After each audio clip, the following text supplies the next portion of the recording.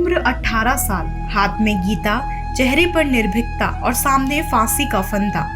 ऐसे दृश्य की कल्पना मात्र से हमारा हृदय जोरों से धड़कने लगेगा, जैसे अब बस इसके आगे कोई कल्पना नहीं, सब बस यहीं की यहीं थम जाए। 18 वर्ष की आयु खेलने पढ़ने की आयु होती है। अगर युवा इस उम्र तनिक गंभीर हो तो वह अपने भविष्य के लिए सुनहरे सपने संजोने लगता है, करियर के उधेड़ बुन में उलझा हुआ रहता है, या कभी कभी वह युवा अपने ही फतासी लोक की दुनिया में खोने लगता है। भला इस उम्र में संघर्ष, बलिदान, फांसी, क्रांति, जंग आदि शब्दों से उनका क्या वास्ता।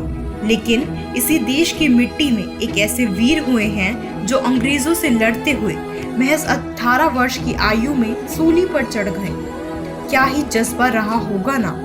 वो वीर कोई और नहीं बल्कि खुदीराम बोस ही थे, जिनका नाम हम में से कुछ लोगों ने सुना तो अवश्य होगा, किंतु उनके बलिदान और शौर्य की गाथा शायद ही कोई जानता हो। खुदीराम बोस का जन्म 3 दिसंबर 1889 को बंगाल के मिदनापुर जिले के हबीबपुर गांव में हुआ था। माता पिता का साया बचपन में ही उनके सर से उठ गया। उसके बाद उनका लालन पोषण बड़ी बहन ने किया था। खुदीराम बोस में क्रांति की आग स्कूल के दिनों से ही थी।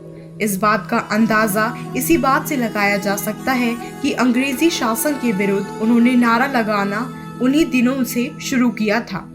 अच्छी शिक्षा और नौकरी का मोह किस युवा को नहीं होता, लेकिन आप जानकर हैरान हो जाएंगे कि उन्होंने 9वीं कक्षा के बाद अपनी आगे की पढ़ाई छोड़ दी और पूरी तरह आज़ादी के आंदोलन में कूद गए, जैसे उनके जीवन का उद्देश्य ही स्वाधीनता आंदोलन में कूद जाना हो और उद्देश्य का अंतिम पड़ाव फांसी का फंदा हो। होता भी यही है।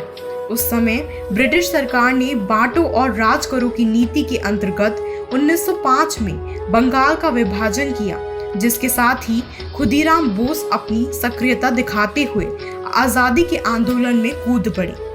खुदीराम बोस रेवोल्यूशनरी पार्टी की सदस्य लेने के बाद वंदे मातरम लिखे पर्चे को बांटने में महत्वपूर्ण भूमिका निभाते हैं। हिम्मत की कमी खुदीराम में बिल्कुल न थी, क्योंकि बोस को इसी पर्चे को बांटते हुए 28 फरवरी 1906 को पुलिस पकड़ लेती है, लेकिन गिरफ्तारी के बावजूद भी वो कैद से भाग निकले में कामयाब हो जाते हैं। सन 19 मई 1906 को एक बार फिर पुलिस उन्हें पकड़ लेती है। आयु कम होने के कारण एक कड़ी चेतावनी के साथ ही उन्हें छोड़ दिया गया था। उस लगन और जोश की प्रेरणा उनके लिए जरूर वो बंगाल की भूमि ही रही होगी। 6 दिसंबर 1907 को नारायणगढ़ रेलवे स्टेशन पर बंगाल के गवर्नर की विशेष ट्रेन पर हुए हमले में खुदीराम बोस भी शामिल होते हैं, परंतु उस हमले में गवर्नर बच निकलता है। लेकिन खुदीराम की कोशिशों का सिलसिला यही नहीं थमता। वो इसके बाद भी अगले धमाके की योजना में शामिल होते हैं। वर्ष 1908 में खुदीराम 2 अंग्रेज अधिकारियों वाटसन और पैम्फाइलेट फुलर पर बम से हमला करते हैं, लेकिन वे दोनों भी बच निकलते हैं। कमाल की बात है, अगर उनकी जगह कोई दूसरा व्यक्ति होता तो शायद इतना सब देखकर अगले बम धमाका योजना में शामिल भी न होता। लेकिन उनकी हिम्मत और जज्बे ने अभी जवाब नहीं दिया था। वो अब भी पूरे जोश में थी। ब्रिटिश के विरुद्ध उनका खून अभी भी अपने उबाल पर था। उस समय के मुजफ्फरपुर के स्टेशन जज किंग्सफोर्ड बहुत ही क्रूर जज माने जाते थे। उन्होंने क्रांतिकारियों के नाक में दम कर रखा था। खुद खुदीराम जज किंगफोर्ड से बहुत ज्यादा नाराज थे, जिसने बंगाल के कई क्रांतिकारियों को कड़ी सजा दी थी। क्रांतिकारियों ने तय कर लिया था कि इस अधिकारी को जीवित नहीं छोड़ना है। युगांतर क्रांतिकारी दल के नेता वीरेंद्र कुमार घोष ने तय किया कि किंग्सफोर्ड को बिहार के मुजफ्फरपुर में ही मौत के घाट उतारा जाएगा और इस काम के लिए सर्वसम्मति से खुदीराम बोस और प्रफुल्ल चंद को चुना जाता है। ये दोनों ही क्रांतिकारी अच्छी समझ वाले माने जाते थे। दोनों ही जने मुजफ्फरपुर की एक धर्मशाला में 8 दिन के लिए ठहरते थे। इसी दौरान की किंग्सफोर्ड को सभी गतिविधियों पर बहुत करीब से नजर बनाए रखते हैं और उसी एक मौके की तलाश में कि कैसे इस क्रूर अधिकारियों को परलोक पहुंचाया जाए। 30 अप्रैल 1908 की शाम को किंग्सफोर्ड और उसकी पत्नी क्लब को पहुंचते हैं।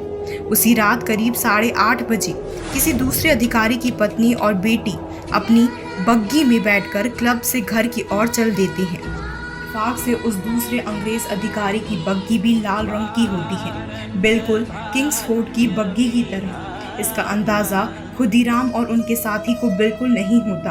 वो दोनों उस बग्गी को किंग्सफोर्ड की बग्गी समझकर उस पर बम फेंक देते हैं, जिससे उस बग्गी में सवार मिसेस कैनेडी और उनकी बेटी की मौत हो जाती है। वे दोनों तो इस सोच में वहां से भाग जाते हैं कि किंग्सफोर्ड मारा गया, लेकिन जब बाद में दोनों को यह बात मालूम पड़ती है कि बग्गी में 2 निर्दोष महिलाएं मारी गई, इसका उन्हें बहुत अफसोस होता है। अंग्रेज पुलिस उनके पीछे उस हमले के बाद ही लग जाती है और आखिरकार वैनी रेलवे स्टेशन पर उन्हें घेर लेती है। प्रफुल्ल चंद अपने को पुलिस से घिरा देख खुद को गोली मार वहीं अपनी शहादत दे देते हैं, लेकिन खुदीराम वहीं के वहीं पुलिस के हाथों धर लिए जाते हैं। मुजफ्फरपुर जेल में 11 अगस्त 1908 को उन्हें फांसी के तख्ते पर लटका दिया जाता है। कई रिपोर्ट्स के मुताबिक मुजफ्फरपुर जेल में मौत की सजा सुनाने वाले जज ने एक संस्मरण में साझा किया था कि फांसी पर चढ़ने के वक्त खुदीराम बोस अपने हाथों में गीता लेकर बड़ी निर्भरता के साथ फांसी के तख्ते पर चढ़े थे। क्या तेज रहा होगा उनके माथे पर। खुदीराम यह भली भांति समझते थे कि एक अंग्रेज की हत्या भर में ब्रिटिश देश को छोड़कर नहीं भाग जाएंगे, लेकिन उनके शोषण करके व उन पर जुल्म करने पर इस धमाके का प्रभाव अवश्य पड़ेगा। लोग अपनी आज़ादी के लिए खुद के भीतर एक जज्बा पैदा करेंगे। लोग अपने उस डर से बाहर निकलेंगे और प्रताड़ना के विरुद्ध अपने भीतर एक गूंज को सुनना शुरू करेंगे। उनके बारे में कहा जाता है कि खुदीराम बोस जो शहादत के बाद इतने लोकप्रिय हो गए कि युवा वर्ग एक खास किस्म की धोती पहनने लगे, जिनकी किनारी पर खुदीराम लिखा होता था। स्वतंत्रता सेनानी स्वर्गीय ध्वजा प्रसाद साहू दिल्ली स्थित नेहरू स्मारक पुस्तकालय के तत्कालीन निदेशक स्वयं हरिदेव शर्मा को दिए साक्षात्कार में बताते हैं कि छोटी उम्र के बाद भी खुदीराम बोस द्वारा बम फेंके जाने का प्रभाव हम सब पर खूब पड़ा।